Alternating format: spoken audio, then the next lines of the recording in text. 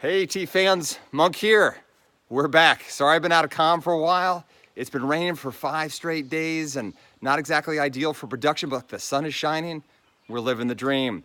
We're at mile 617, so we crossed the 600-mile mark yesterday, which was pretty exciting. Woo!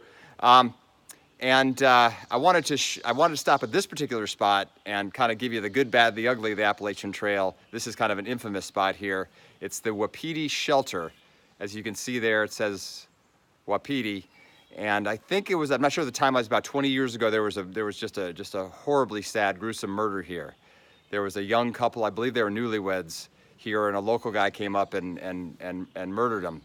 But where the story gets really crazy is 10 years later, due to administrative error, he was released from prison.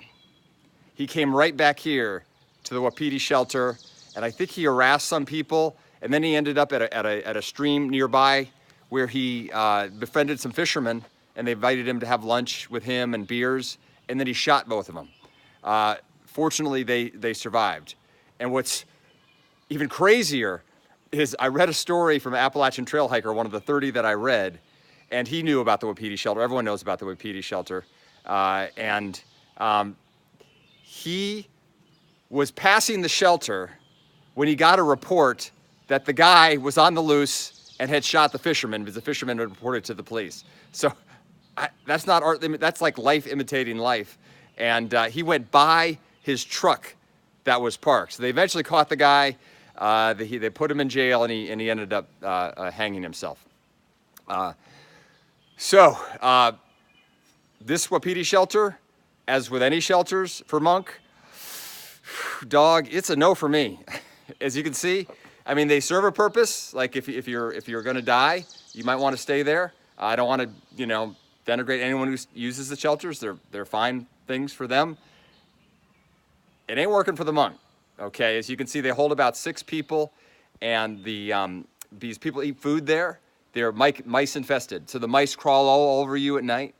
Sometimes they crawl into the sleeping bag with you. They crawl over your face. They eat your sleeping bag. And then the story that just did it for me was here a guy sleeping in shelters. You notice it's unprotected. If you're in a tent, you're all zipped up there.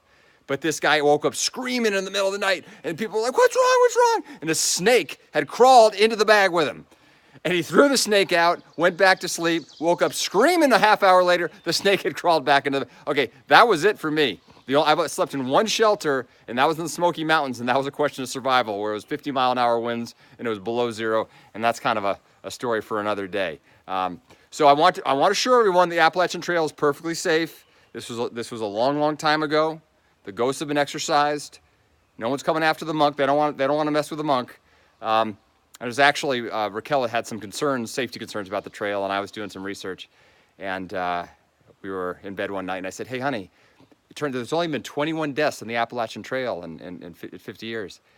And she looks at me with a look that you do not want to see over her reading glasses and said, "This is supposed to reassure me? How?"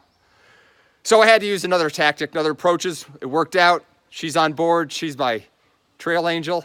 And I'll be checking in down the road. Monk out.